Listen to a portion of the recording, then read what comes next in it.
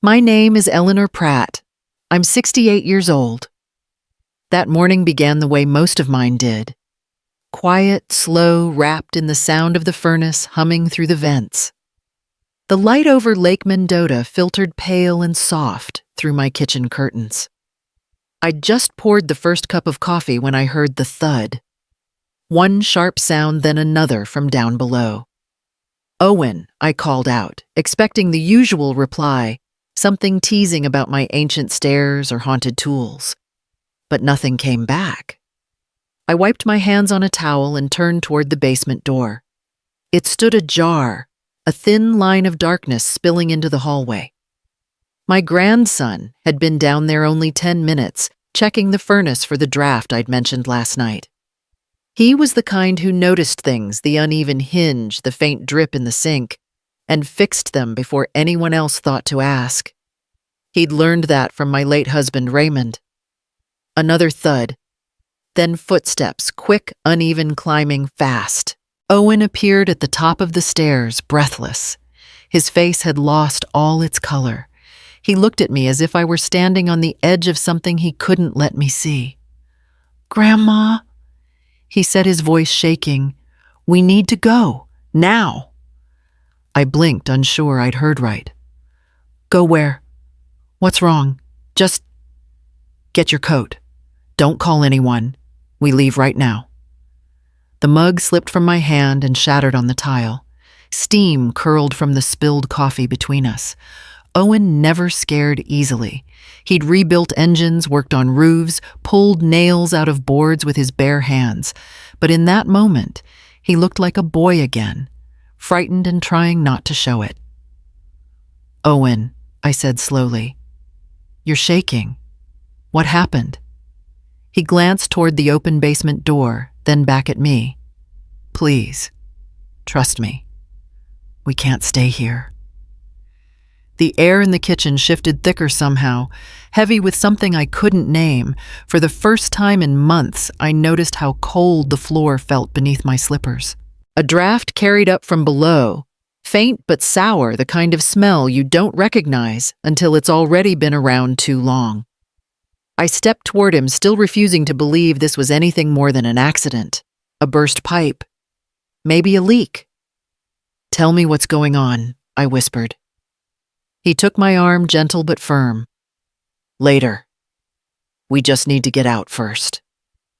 His urgency scared me more than his words. Without thinking, I turned off the stove, grabbed my purse from the counter, and let him guide me toward the front door. He was already moving down the porch steps, scanning the street, like someone expecting to be watched. Behind us, the furnace clicked on with its usual low groan. A draft of warm air brushed my legs. Owen's hand tightened around mine. "Don't go back for anything," he said. I looked once over my shoulder, the house quiet, coffee, cooling on the counter, the basement door still open, like a mouth left mid-sentence, and followed him out into the winter air. It had started almost 2 months before that morning. The headaches came first, dull and steady, like a slow drumbeat inside my skull. At first I blamed the winter. Madison winters were long and unforgiving. The air itself felt heavy. Then came the nausea, the way my stomach twisted every time I bent to tie my shoes, the dizziness when I stood too quickly. By mid-February, I could hardly eat a full meal. I'd drop a few pounds, gain 1 back, then lose 2 more. My doctor said it was natural at my age. "Metabolism changes," he told me, smiling over the rim of his glasses. 68 isn't 50. Don't be too hard on yourself." I wanted to believe him. It was easier than believing something was wrong. Daniel drove me to that appointment. My son had always been efficient in everything he did. His speech, his stride, his concern. He'd moved back to Madison after Raymond died, saying it was to help out, though it often felt more like supervision than support. That day, he waited in the hallway, hands in the pockets of his neat wool coat, tapping his foot as if he were counting minutes. When the doctor walked me out, Daniel smiled politely, shook his hand and said, "Thanks for looking after Mom. She tends to forget to open the garage before she starts the car. I stopped cold. What? He turned to me, gentle but firm, as though addressing a child. Last month, remember? When you called about that dizziness, you probably left the car running for a while. Carbon monoxide can do that. I didn't, I said quietly. It's okay, Mom, he interrupted, already guiding me toward the door. These things happen. You're under a lot of stress. I didn't argue. It felt pointless. But all the way home, his words clung to me like damp fabric. When had I become someone who needed to be spoken to like that? Someone who might forget something so dangerous? That night I stood in the garage after he left, staring at my old sedan. The air smelled of oil and cold metal. I started the engine, waited and shut it off again, just to prove to myself that I could. The next morning, I woke up nauseous again. Days blurred together after that. I kept notes in a small notebook, dates, times, symptoms. It helped me feel organized in control. But the pattern never made sense. The headaches struck even when the car hadn't moved, even when I'd spent whole days inside. Sometimes I'd wake up dizzy in bed, my pulse fluttering, the room tilting like a boat. I mentioned it to Daniel once more over the phone. You're overthinking it, he said. You've always been sensitive to the seasons. He had that same patient tone, the kind people use with children who ask too many questions. Maybe I said, but the smell. Sometimes the air feels off. It's an old house, Mom. Drafts happen. I'll come by this weekend and check the vents again. And he did. He arrived with his toolbox and the same faint scent of cologne that Raymond used to wear.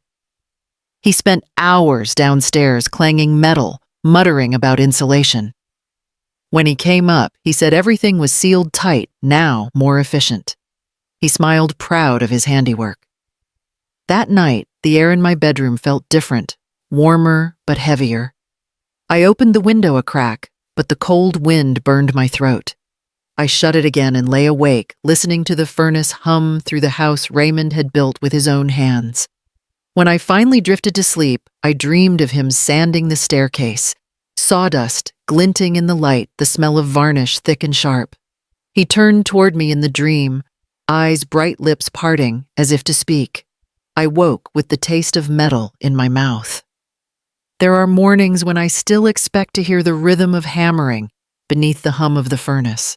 Raymond always started early, the smell of pine dust clinging to his coat before the sun even touched the snow outside.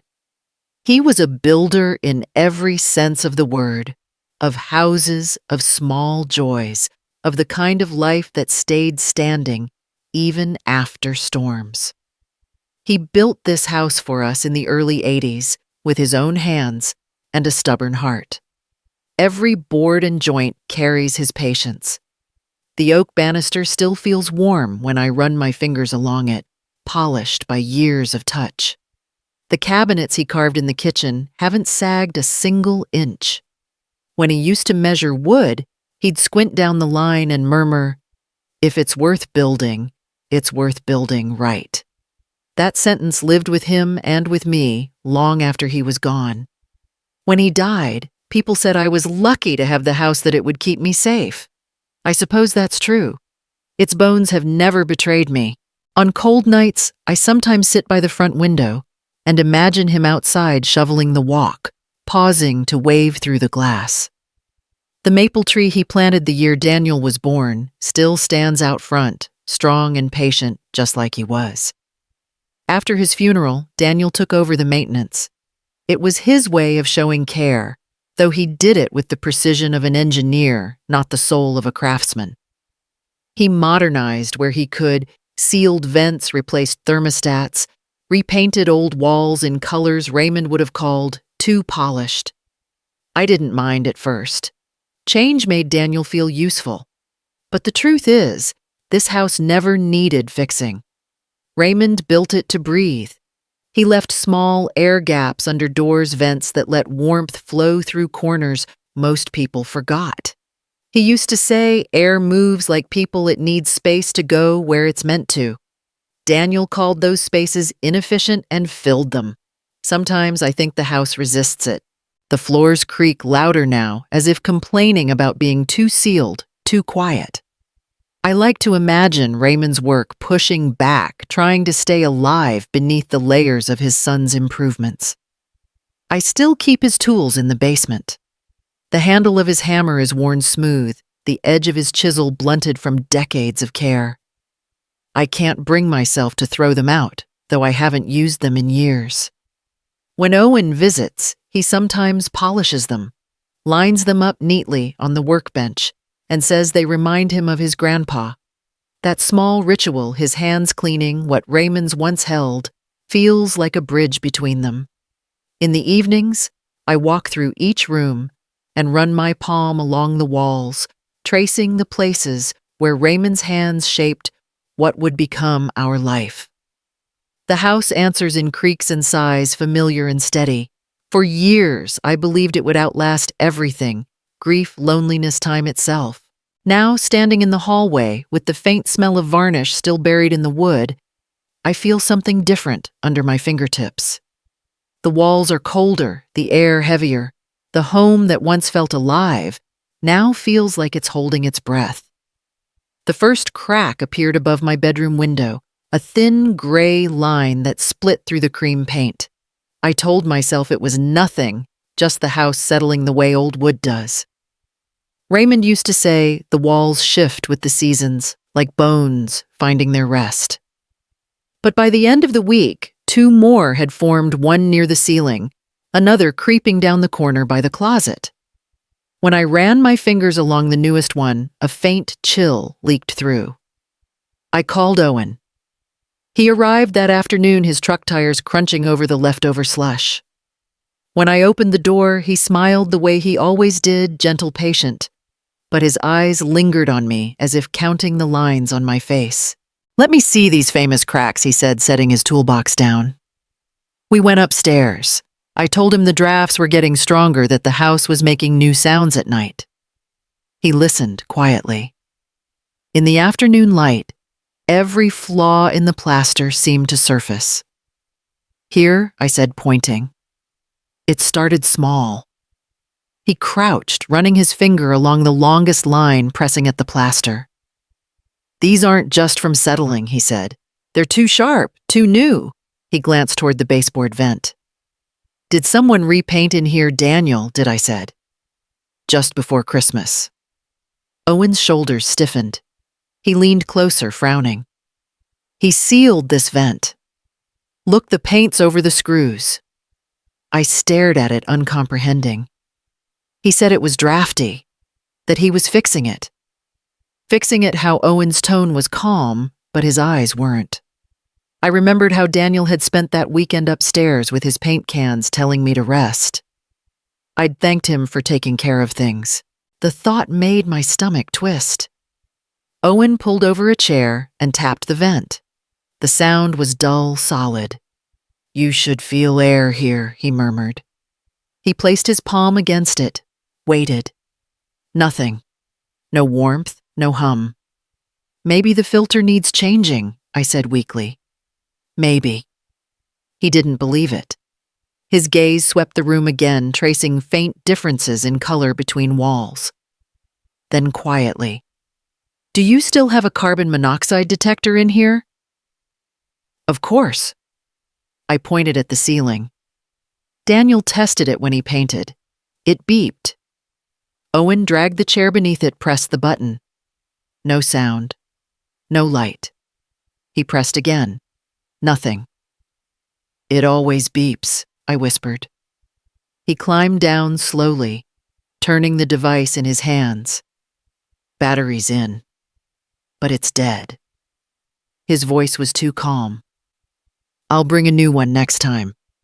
We both pretended that was enough. Later, as he packed his tools, I stood at the foot of the stairs, listening to the faint creak above the same boards Raymond had laid by hand. The sound used to mean safety. Now it felt like the house was holding its breath. Owen came back 2 days later, earlier than he said he would. I was still in my robe hair, half pinned, when I heard his truck pull into the driveway. He didn't bring flowers this time, or pastries from the little cafe by the lake like he usually did. Just his toolbox and a look that told me he hadn't slept well. "Morning, Grandma," he said softly. "Mind if I check that detector again?" I laughed a little, trying to keep it light. "You've been thinking about that thing all week, haven't you?" He didn't answer. We went upstairs. The air in my bedroom was still and close, despite the window I'd cracked open since his last visit. Owen climbed the chair again and twisted the carbon monoxide detector off the ceiling. He worked with steady hands like he was afraid to break something sacred. When he pried the back panel open, I saw the battery, a small silver cell fused into the plastic with a thin line of solder. He touched it with the tip of a screwdriver and shook his head. "This shouldn't be here like this," he murmured. "What do you mean it's dead, Grandma?" "And whoever put it in made sure it would stay that way." My mouth went dry. "That's not possible." Daniel tested it. He pressed the button. It beeped. Owen looked up at me, his voice quiet but firm. "It can still beep. The sound isn't a real test, it's just a function. It doesn't mean it's detecting anything." He placed the detector on the dresser. For a long moment, we just stared at it. The small white circle looked harmless, almost silly, sitting next to my jewelry box. I thought about Daniel standing in the same spot months ago, smiling as the machine chirped. "See, Mom, works fine." My stomach turned. "Maybe he didn't know," I said, finally. The words came out thin, desperate. Owen didn't argue. He just picked up the detector, turned it over, and pointed to a faint label etched inside the casing, Custom Assembly 2022. "He must have replaced the whole unit. This isn't the old one you had." My hands began to tremble. "Why would he do that?" Owen exhaled slowly, like he didn't want to say what he was thinking. "I don't know yet." I sank onto the edge of the bed, the springs creaking beneath me. A part of me wanted to call Daniel right then to demand an explanation, but another part, smaller yet sharper, told me to wait to listen. Owen was still studying the device, running his thumb over the sealed battery, the solder lines, the neatness of the work. "This wasn't done by accident," he said. "It's too precise." He put the detector into a plastic bag from his toolbox and zipped it shut. His hands shook slightly now. Downstairs, the kettle whistled, breaking the silence. I poured tea for both of us, though neither of us drank. Owen sat at the table, his shoulders tense, staring at the bag. "Daniel installed it himself?" he asked after a while. "Yes," I whispered. "Said he'd ordered new ones for the whole house. He wanted me to feel safe." The irony hit me so hard it almost made me laugh. Owen reached across the table, covering my hand with his. "Don't worry, Grandma. I'll figure this out." He said it like a promise, but his eyes betrayed the same fear that had lived quietly in my chest for weeks. That afternoon, after he left, I walked through the house alone. Every corner felt changed, the vents, the walls, even the air. I kept hearing that little beep in my memory, that false reassurance echoing through the silence. It was a sound meant to comfort, but now it felt like a lie I'd been living inside all along. Owen came by again that Sunday. He didn't call first, and something in his knock made my heart skip. Firm, urgent, the kind of knock that doesn't wait for a polite answer. I opened the door, and he stepped inside without a word. The wind caught the edge of his coat, scattering small flakes of snow onto the entryway rug. He brushed them off absently, his eyes scanning the house like he was trying to memorize it. "I need to check the furnace," he said. "The furnace?" I frowned. "You all ready?" "Just to be sure." His voice was steady, but there was a tension under it, a thread stretched too tight. He grabbed a flashlight from his pocket and started toward the basement door. The sound of his boots on the wooden steps echoed hollowly. I stood at the top of the stairs, my fingers gripping the banister Raymond built 40 years ago. "Owen, what are you looking for?" He didn't answer right away. The light from his flashlight flickered along the walls below, brushing across the old workbench, the shelves where Raymond's tools still hung. Then came a metallic clang, one, then another, and the scrape of something heavy being moved. "Everything okay?" I called out. A pause. Then his voice quieter. "Stay upstairs, Grandma." I waited, listening to the sounds below. Footsteps, a dull thud, another clang. My pulse thudded in my ears. The air coming from the basement felt colder than usual, faintly chemical, though I couldn't say why. I stood there for what felt like a lifetime before I heard the stairs creak again. When Owen came back up, his face was pale eyes, wide with something between fear and disbelief. He sat down hard at the kitchen table, the flashlight still in his hand. "What happened?" I asked. He swallowed. "I need you to see something." He pulled out his phone, opened the photo gallery, and turned the screen toward me. I saw pipes, thick metallic and branching from the main furnace line. But what caught my attention was a small box connected to one of them, no bigger than a paperback, with thin wires running out of it. "What is that?" Owen's hand trembled slightly as he zoomed in. "A timer. It's wired to the gas line that feeds your furnace. It's set to open and release gas when the heat turns on."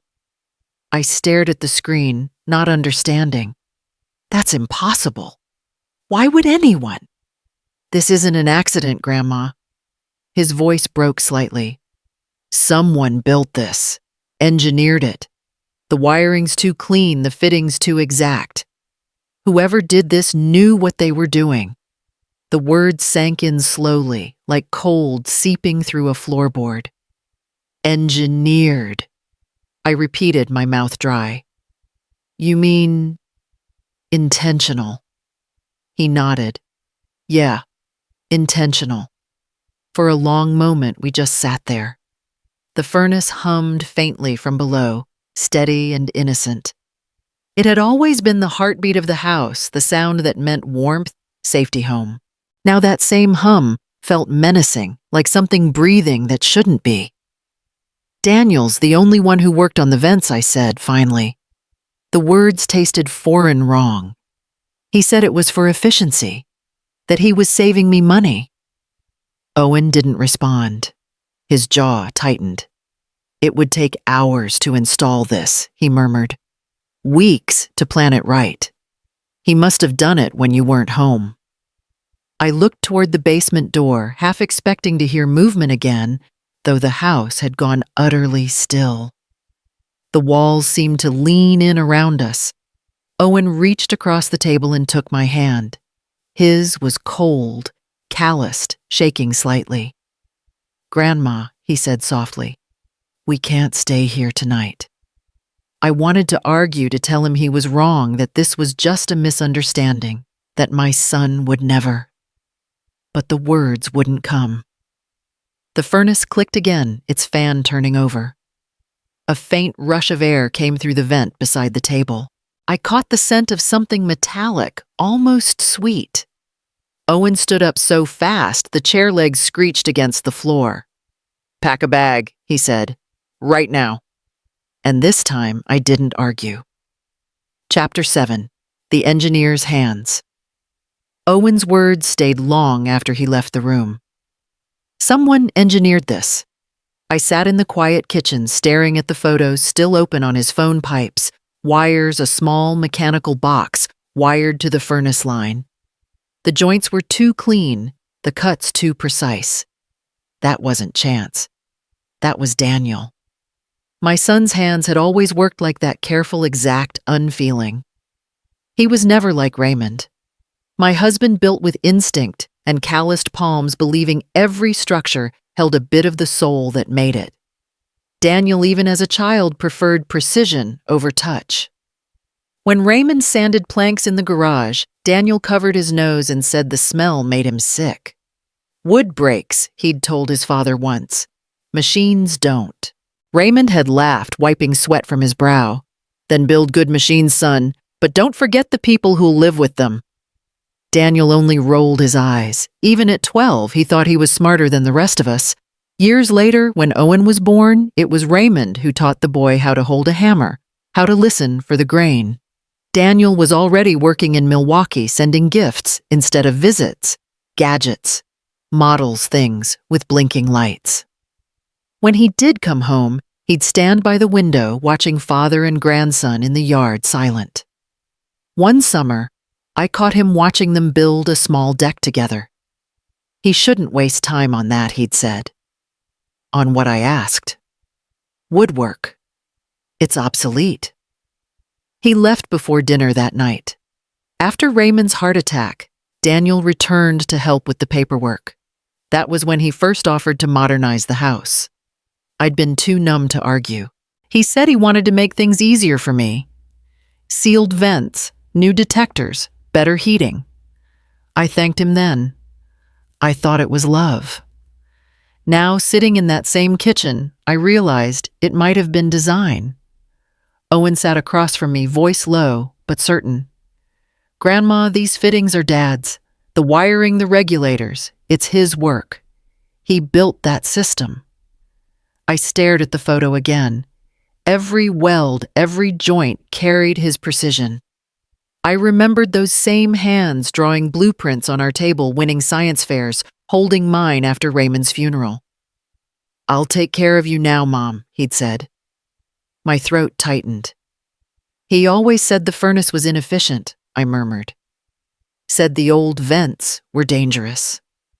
Owen met my eyes, his face pale. Grandpa built this house to breathe, he said quietly. Dad sealed it shut. The words broke something inside me. I looked out the window. The maple tree Raymond planted when Daniel was born swayed in the cold wind, its roots splitting the old concrete path. Somewhere beneath the floor, the furnace clicked on again, steady and low. It once sounded like home. Now it sounded like betrayal. We drove to a diner just off the highway, one of those places that smelled of burnt coffee and maple syrup, no matter the hour. The kind of place Raymond would have liked. Owen parked the truck where we could see the door and told me to wait inside while he called someone from work. He came in a few minutes later. His face set, the tension in his jaw barely hidden. He slid into the booth across from me, laid his phone on the table, and spoke quietly. I checked something. Grandma. Dad's company, Apex Aerodynamics, they started layoffs 6 months ago. He never told you, did he? The words landed softly, but cut deep. No, I said, my voice smaller than I intended. He said they were expanding, that they needed him for new contracts. Owen nodded slowly. He's been lying. I looked it up. They shut down 2 research divisions and merged the rest. He must have been one of the senior engineers on the chopping block. I stared at the table, tracing the grooves in the worn formica. He has savings, I murmured. And Lydia works full-time. Mom's been out on medical leave, he said, his tone tightening. The insurance barely covers her treatments. And you know how much the house costs. I hadn't known. Daniel never told me how bad things had gotten. When I called, he always said everything was fine, that work was steady, that they were lucky. I believed him because I wanted to. Owen leaned forward, lowering his voice. Grandma, think about it. Dad loses his job. Lydia's sick, and Laura keeps hinting that you should move into assisted living. She told me herself last Thanksgiving, said it wasn't safe for you to live alone anymore. Remember, I remembered. The way she'd said it, light and reasonable, her hand on mine across the dinner table. Mom, you'd be so much safer in a place with nurses on call. You could sell the house, have money left over, maybe travel a bit. At the time, I'd laughed it off, told her the house was my home. But now those words echoed differently.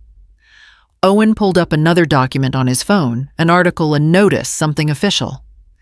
Apex paid severance to all outgoing senior staff, but it wasn't much. 3 months of salary. Maybe less after taxes. Dad's mortgage, Mom's bills, the car loan, it adds up fast. He hesitated before saying the next part. Your house is worth over $800,000 now, no mortgage. If something happened, I closed my eyes. They'd split it, I said softly. Daniel and Laura, half each. He nodded. The air in the diner seemed thinner. Around us, a waitress refilled coffee cups, a child laughed in a booth near the door, and the world went on as if nothing had changed, but something inside me had. Owen looked out the window, his reflection ghosted by the neon sign above us. Dad's smart grandma. Too smart. He'd never rob a bank, never do something loud or obvious. He'd plan it. Quiet. Controlled. Something that looks like nature doing the work for him. The phrase sat between us like a verdict. He wouldn't, I said, though it came out as a whisper. He's my son. Owen's eyes softened. I know, and I hope I'm wrong. But the way he designed that system, it wasn't random. It's like he calculated everything. Exposure time, airflow, the sealant he used on the vents, even the dead detector. He thought of it all. The waitress came by with more coffee, and we both mumbled thanks we didn't mean. When she left, I stared at the steam rising from my cup, my hands trembling just slightly. I thought of Lydia's thin voice on the phone last month, thanking me for the grocery gift card I'd sent. Of Laura's suggestion that I downsize while I'm still healthy. Of Daniel's smile as he painted the walls. Every kindness, every gesture suddenly felt rehearsed, measured.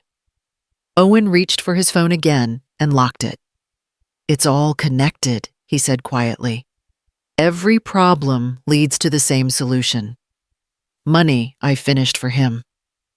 He nodded, but didn't look up. Outside, snow had begun to fall, again soft, unhurried, covering everything the same way Daniel once painted over the old vents. Smooth, clean, hiding what was beneath. The house that had once felt alive, now pressed against me like a coffin. The air was too warm, too still, as if the walls themselves were holding their breath. Owen moved quickly from room to room, gathering what mattered, my coat, my medication, the small suitcase from the closet. Just essentials, he said, handing me my purse. I looked toward the hallway. The photographs were still there, Daniel and Laura as children. Raymond sanding a board in his workshop. Owen laughing on the porch he'd built with his grandfather. For a moment, I wanted to take one down to save something of the life I believed in. But Owen's voice broke through my daze. Grandma, we have to go. Outside, the February air sliced through my lungs. He loaded the suitcase into his truck, opened the door for me, and helped me climb in. My hands shook too hard to fasten the belt, so he leaned over and did it for me. The gesture was quick, protective, heartbreakingly familiar. The house vanished behind us as we turned out of the driveway. I glanced back, expecting to see the porch light. It was off. Owen must have switched it himself. I didn't ask why. The road stretched empty ahead, snow swirling through the headlights. My phone buzzed in my lap, Daniel's name. I froze. Owen saw it. Don't answer. He'll worry, I said weakly. He already knows. His voice was calm, but final. The ringing stopped, then began again. Lydia, then Laura. Their names flashed like signals in the dark. I turned the phone face down, but the vibrations still thudded through the silence between us. Do they know you found it? I asked. Maybe Owen said. His jaw tightened. If he went back to the basement. The truck's heater hummed, pushing out thin streams of air. Outside, the snow grew heavier, coating the windshield faster than the wipers could clear it. The glow from the dashboard painted Owen's face in pale green. I looked at him, his steady hands on the wheel, his grandfather's hands, and thought of Daniel's. The same precision, the same confidence. But somewhere along the way, the purpose behind them had changed. The phone rang again. I picked it up ready to silence it, but stopped when I saw the text. "Where are you, Mom? Call me now." For a heartbeat, I almost did. I wanted to believe there had been some mistake, that the boy who once brought me Mother's Day cards in crayon couldn't have built the thing Owen found. But the image of those sealed vents and perfect welds rose again, cold and undeniable. "Give me the phone," Owen said softly. I handed it over. He powered it off and set it in the glove box. "They'll trace it." We drove in silence. The truck cut through the falling snow, revealing only what was necessary, the next few feet of road.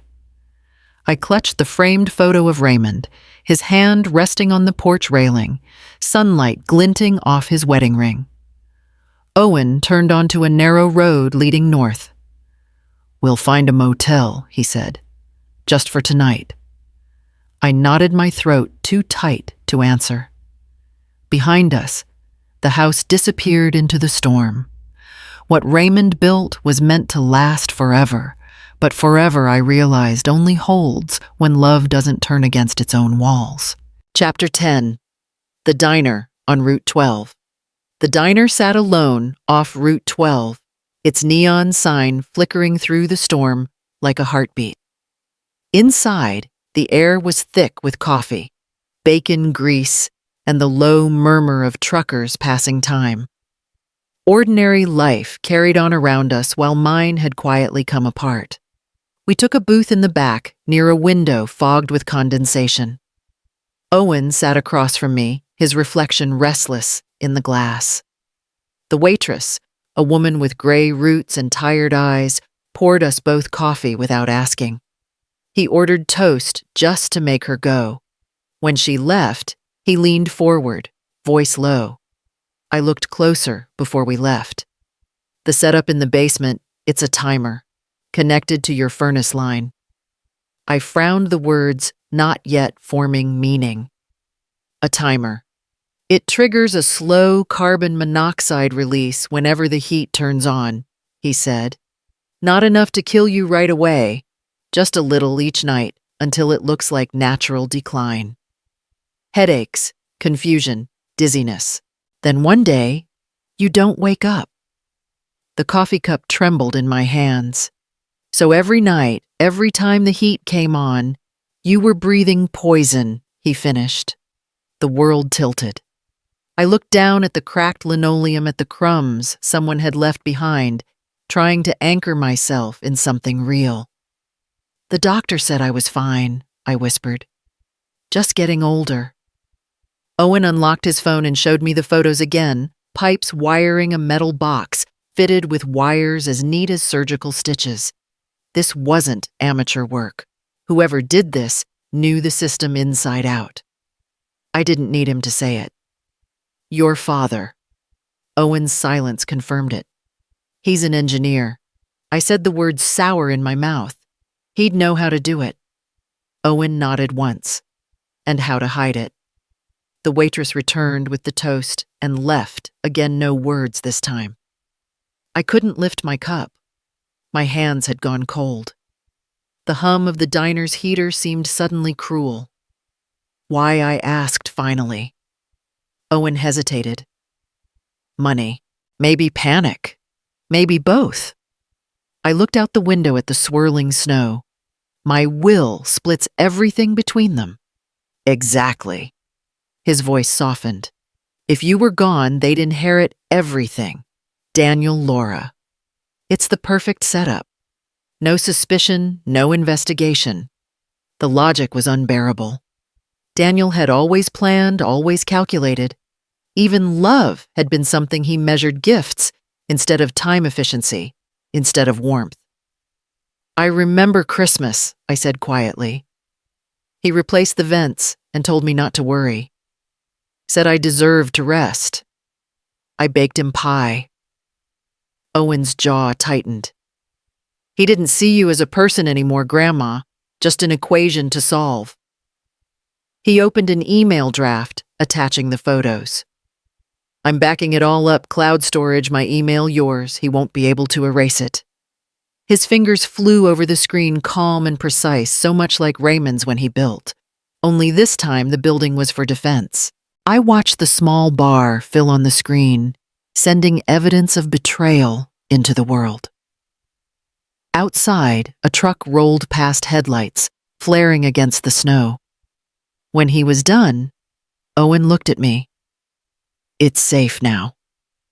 Even if something happens to me, the proof exists. Safe. The word didn't feel real anymore. I'd slept beside death for weeks thinking it was comfort, the soft hum of the furnace, the warm air against my face. I had trusted it the same way I had trusted the son who promised to take care of me after Raymond died. Owen reached across the table, his hand warm and solid around mine. You're not alone in this. I'll protect you. His voice steadied me, but only for a moment. The truth settled deeper than fear. It was grief, heavy and quiet. The coffee had gone cold. Outside, the snow kept falling soft and relentless, erasing our tire tracks from the road that had brought us here. The world looked clean again, as if it wanted to forget what love had turned into. We checked into a roadside motel not far from the diner, one of those places that smelled faintly of bleach and old carpet. The heater rattled against the cold, and the single lamp cast a tired yellow light across the room. I sat on the edge of the bed while Owen secured the deadbolt and drew the curtains tight. For the first time in hours, silence settled between us, not the peaceful kind, but the brittle, waiting kind. I thought about the house, about the soft hum of the furnace that was no longer background comfort, but a predator's breath. Then, without warning, something hit me like a jolt. My notebook, I said suddenly. Owen looked up. What notebook? The one on my nightstand. The symptom log. I wrote down every headache, every dizzy spell, every time I woke up sick. The doctor said it might help him find a pattern. I turned to him, my pulse quickening. It is the pattern. It's proof. Dates times everything. It shows how it got worse every week. He ran a hand through his hair, pacing. That's good. That's really good. We can show it to the police. Except it's still at the house. The room went quiet again. Outside, snow hissed softly against the window pane. Owen stopped pacing. I'll go back and get it. I shot up from the bed. No, absolutely not. Grandma. No, Owen. You said yourself they might have realized we're gone. Daniel's not stupid. If he sees the furnace tampered with, he'll know. He crouched down in front of me, his voice calm but firm. I'll be careful. 5 minutes, that's all. In and out. Please. My voice broke. If he's there, I'll make sure he's not. He was already standing, pulling on his coat. The determination in his eyes was so much like Raymond's that it hurt to look at him. I gripped his sleeve. Owen, that house isn't safe. Not for either of us. Don't go back. He gently pried my hand away. Grandma, that notebook proves everything. Without it, it's your word against his. The police might not believe you. They'll think you're confused or sick. That stung mostly because I knew he was right. I had doubted myself for months. Daniel had made sure of it. I sat back down trembling. Then let me come with you. No. His answer came sharp, immediate. You stay here. Lock the door behind me. Don't open it for anyone except me. Understand? He grabbed his keys from the table. The sound of metal against wood seemed too loud in the small room. Owen, I said, my voice barely above a whisper. Promise me you'll call if anything feels wrong. He paused at the door. I promise." And then he was gone. The room felt cavernous after he left.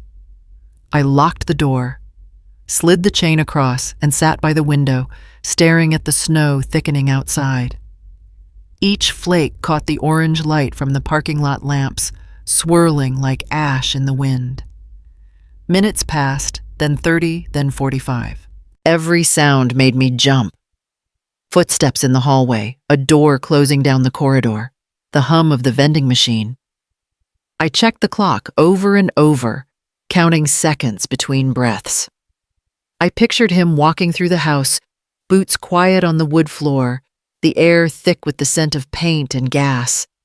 I imagined him finding my notebook right where I'd left it beside the lamp under my glasses, and wondered if Daniel had already noticed its absence. When I couldn't sit still any longer, I reached for the photo of Raymond I'd tucked into my purse. His steady eyes, his calm smile, they reminded me of everything solid, everything that was supposed to last. I whispered to the photo, "Keep him safe." The heater groaned again, louder this time. I flinched. 47 minutes. Then at last the sound of footsteps outside. Slow, heavy, a knock. "It's me," Owen's voice said from the other side. I opened the door, relief flooding me until I saw his face. He looked pale, wind-burned, breathing hard. In his hand was the notebook, edges damp with melted snow. "I got it," he said. But his voice was wrong, tight, shaken. "Owen, what happened?"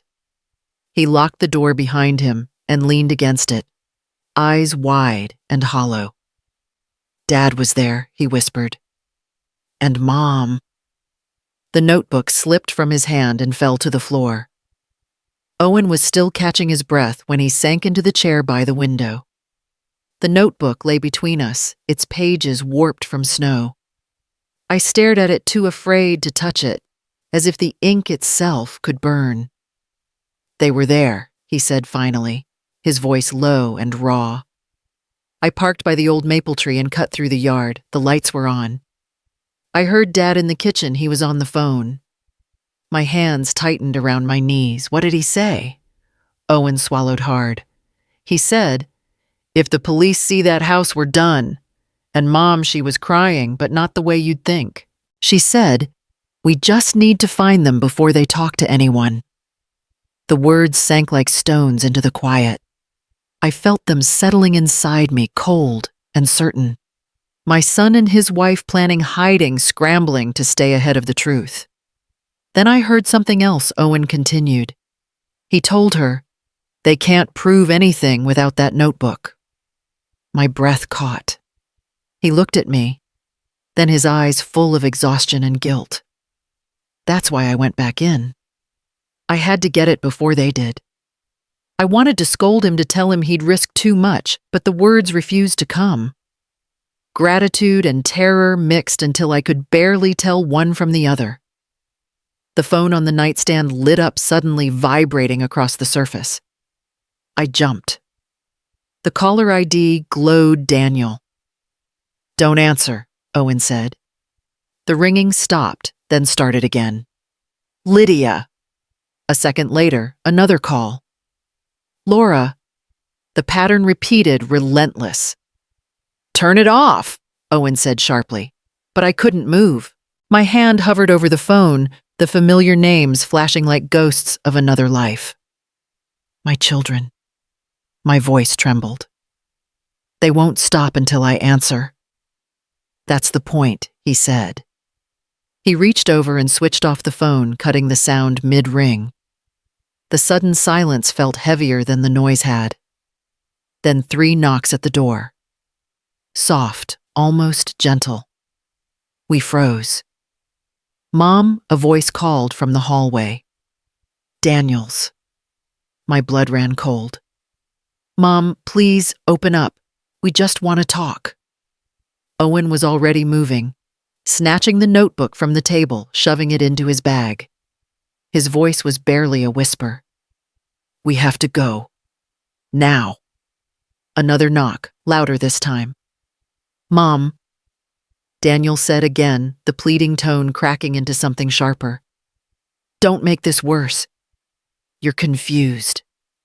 Owen's filling your head with lies." I stared at the door, at the faint shadow of movement under the frame. The same hands that once reached for mine as a child were now on the other side hands that built traps in my home, hands that almost ended me. Owen caught my wrist and guided me toward the back exit. The last thing I heard before we slipped into the night was Daniel's voice, soft again, almost tender. "Please, Mom, come home." The hallway behind the room was dim and narrow, lit only by a flickering bulb that made every movement look like a stutter of light. Owen led the way, his hand wrapped tightly around mine. We moved fast, but quiet, our steps muffled by the threadbare carpet. Behind us, Daniel's voice called again, closer now. "Mom, you don't understand what you're doing." We didn't answer. At the end of the corridor, Owen pushed open the metal exit door. The freezing night air rushed in, biting against my skin. We stumbled out into the alley behind the motel, breath clouding in front of us. The snow had thinned to a wet drizzle slicking the pavement. Somewhere in the distance, a car engine turned over. "Keep low," Owen whispered. "The truck's at the far end." We had only taken a few steps when a shadow shifted near the dumpsters. Daniel stepped out the faint yellow light from a lamppost, catching on the metal tire iron in his hand. His expression wasn't wild, it was worse than that. Controlled. Calculated. "Mom," he said softly, almost tenderly. "You shouldn't be out here in this weather. Let's just go inside and talk." Owen moved in front of me. "Stay back." Daniel's eyes flicked to him, narrowing. "You've always made things harder than they needed to be, Owen. This isn't your fight. It became mine when you tried to kill her." The tire iron gleamed as Daniel's grip tightened. "You think you know what's happening? You have no idea what kind of pressure we're under. You can't understand what it's like to lose everything." From behind us came the sound of heels crunching over wet gravel. Lydia emerged from the corner of the building, her coat pulled tight, her face pale and streaked with tears. In her hand, she held something small and glinting, a syringe. "Owen, stop this," she pleaded. "We just want to help her. Help her." I stepped forward before Owen could stop me. "By poisoning me in my own home," Lydia's voice shook. "You don't get it. The bills, the company, everything's falling apart. We were drowning. So you decided to sell my life for air," I said quietly. She hesitated, eyes darting between me and Daniel. For a second, I thought I saw guilt flicker there, but it vanished as quickly as it came. Owen reached into his coat pocket, keeping his movements subtle. He met my eyes briefly, and I realized what he was doing. His phone was still connected to 911. Daniel took another step forward, the tire iron lowering slightly. "This isn't what you think, Mom. It was supposed to be peaceful. You wouldn't have felt anything." I felt something then. Not fear, not even anger, but a hollow sadness that went deeper than both.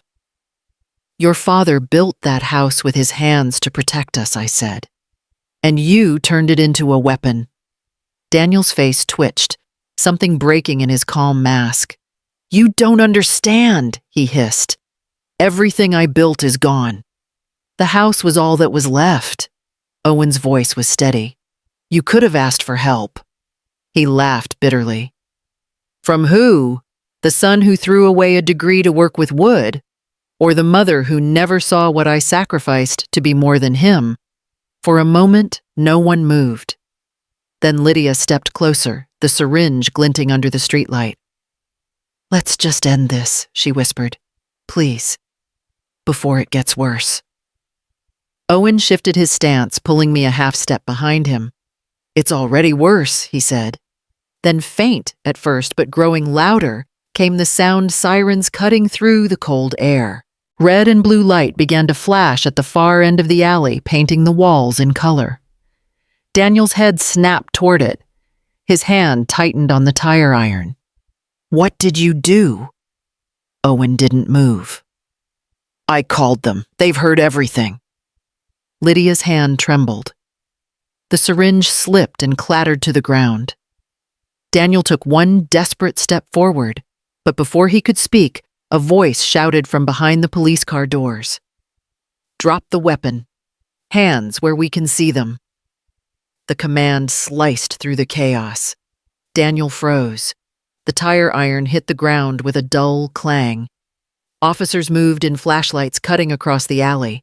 I felt Owen's arm tighten protectively around me as we backed away. One officer guided me toward the squad car, his voice gentle but firm. Daniel turned his head toward me once more. His expression wasn't rage, now it was something emptier. Defeat. "Families protect," I said quietly, meeting his eyes. "You tried to profit." The officers took him then.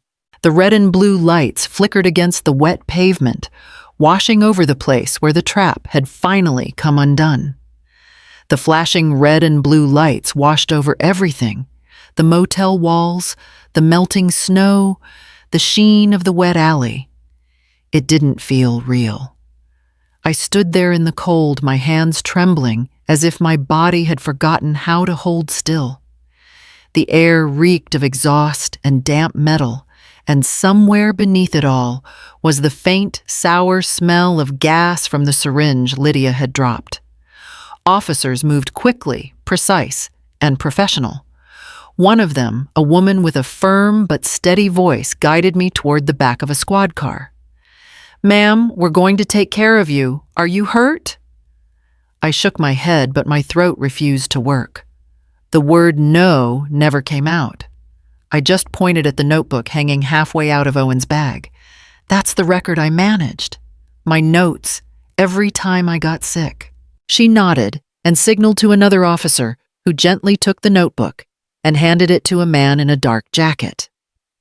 Detective Alvarez, his badge clipped to his belt. He looked like he hadn't slept in days. His voice was calm, but carried a weight that demanded truth. "We'll log everything he said to Owen. Now tell me what you heard." Owen opened his phone, scrolling through until he found the voice memo he'd recorded. He hit play. Daniel's voice crackled through the small speaker, sharp, hurried, "If the police see that house, we're done."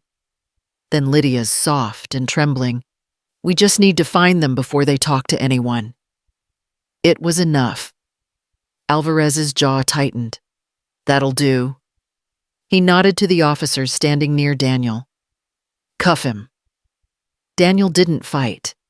His face was blank, eerily calm, as the handcuffs clicked shut around his wrists. The metallic sound of it cut through the air, louder than the sirens. Lydia was crying quietly, holding her hands up before anyone even touched her. "Please," she whispered. I just wanted it to stop." "Ma'am," an officer said gently, "we'll take your statement downtown." When they led her forward, her eyes found mine. There was no hatred there, no defiance, just a hollow, bottomless regret. "He said it would be quick," she murmured. "He said you wouldn't feel a thing." I didn't answer. There were no words left to bridge what had been done. Owen stood beside me, one arm around my shoulders.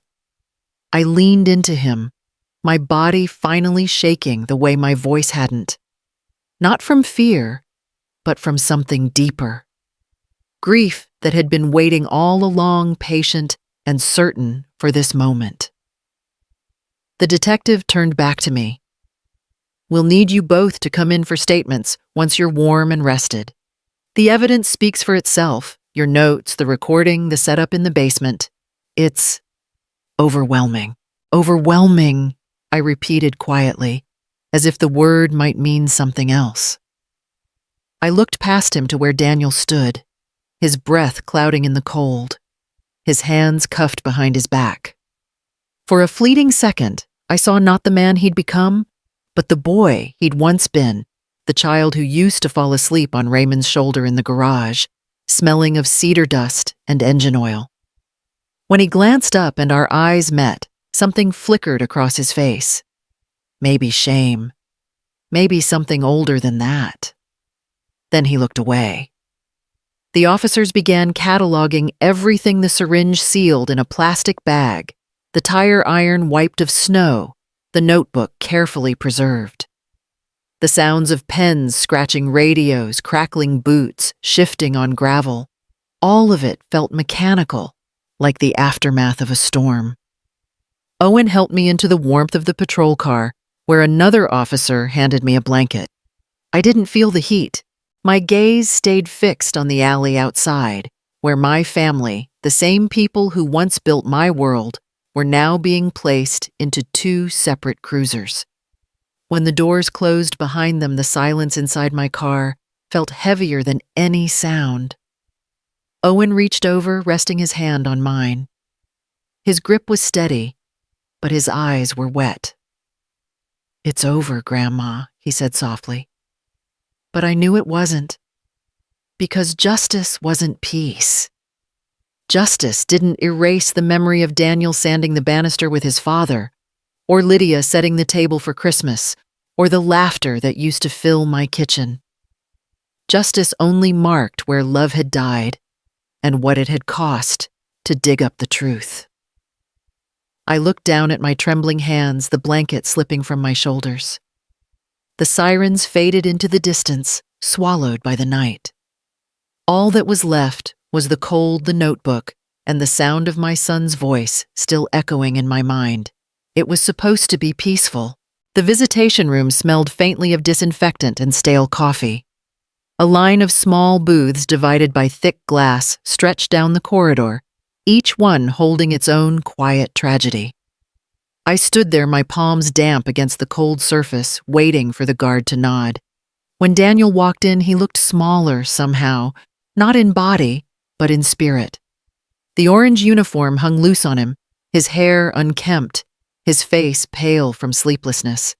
He picked up the receiver on his side of the glass, hesitating before speaking. "Mom," he said. His voice cracked, the word soft, almost boyish. "You came." I lifted the receiver, but didn't answer right away. I studied his face, the same eyes that once looked up at me from across the breakfast table. The same hands that had built model airplanes with his father in the garage. Somewhere between those years and this glass, something had broken beyond repair. He cleared his throat. "They're saying I planned it all. That it was deliberate." His eyes darted down. "But it wasn't like that. I didn't want to hurt you. He swallowed. "I did it for the family, for all of us." The words hung there as fragile and poisonous as the air between us. "For the family," I repeated softly. "You think killing your mother is love?" He pressed his hand to the glass, desperate. "You don't understand. We were losing everything. Lydia's treatments, the house, the debt. I thought if you were gone, at least what I asked." My voice steady, though, my heart pounded. That it would look peaceful, that I wouldn't know you'd done it. Tears welled in his eyes, but I felt none of the pity that used to come so easily. There was only the dull ache of something that had already died. "Families don't murder their mothers," Daniel Verster said. "They don't build machines to make them disappear quietly. They ask for help, they talk, they stay." He shook his head, his hand sliding down the glass. "I'm sorry," he whispered. "I was trying to fix everything." I set the receiver down. The click echoed louder than I expected. For a moment, I just stood there looking at the reflection of my own face against his two ghosts, divided by a pain of truth neither could unbreak. Then I turned and walked away, the sound of his voice fading behind me, calling my name. The courthouse smelled faintly of polished wood and rain-soaked coats.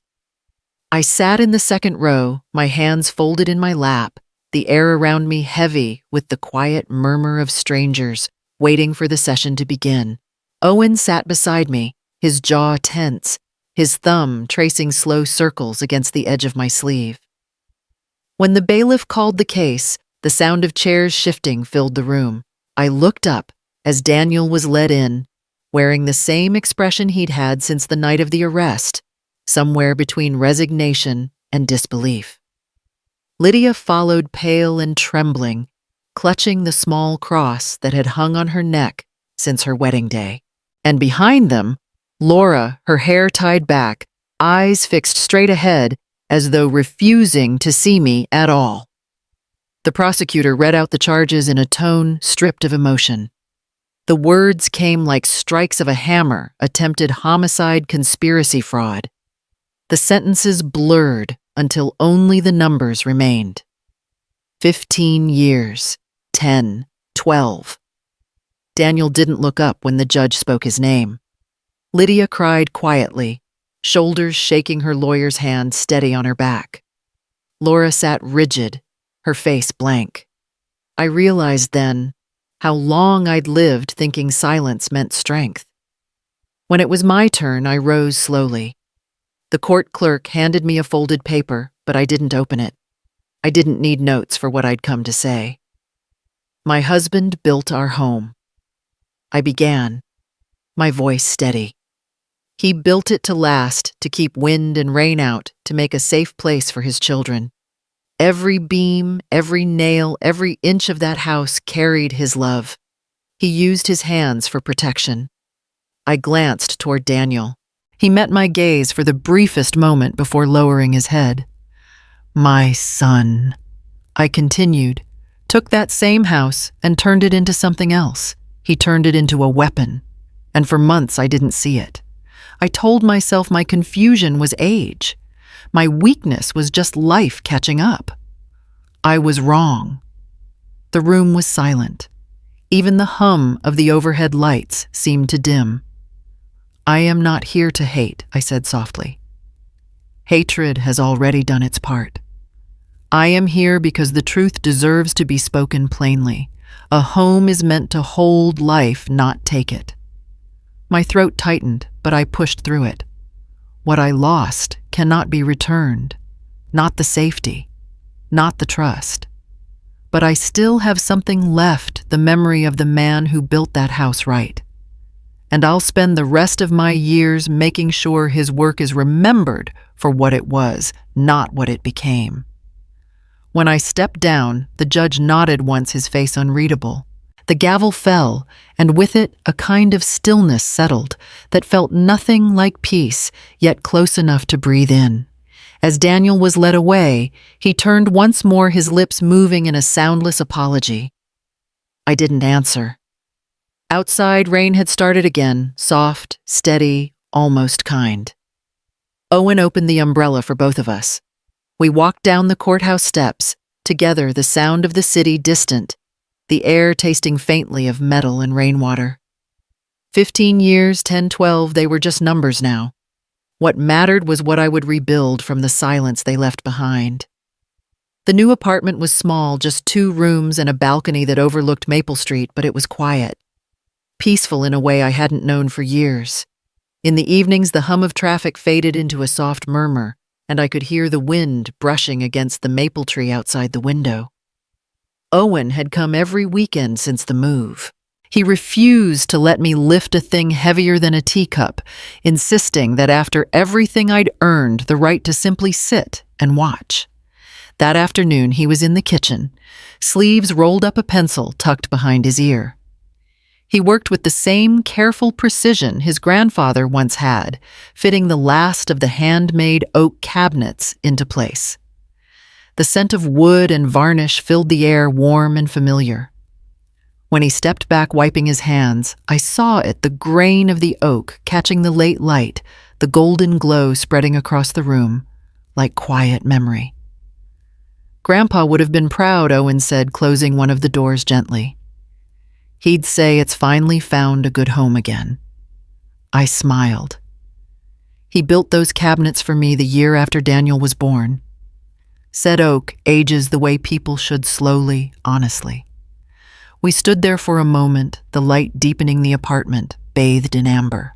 Time had taken so much, My house, my family, the illusion that love alone could keep anything safe. But here, something had returned. Owen began packing up his tools. "I'll bring the table next week," he said, "the one from the porch." I fixed the leg. I nodded. "I'd like that." After he left, I made tea and sat by the window. The maple tree outside glowed in the sunset, its leaves trembling in the breeze. Across the street, a child laughed, and for the first time in a long while, the sound didn't sting. The cabinets gleamed under the golden light, each piece a whisper of the past. Raymond's patience, Owen's kindness, the quiet strength that somehow survived, even betrayal. I ran my hand over the smooth wood and felt its warmth beneath my palm. "Some things endure," I whispered. Outside, the streetlight flickered on its glow, joining the last streaks of sun as day gave way to calm. The storm was over, and in the stillness that followed the room, finally felt like home again.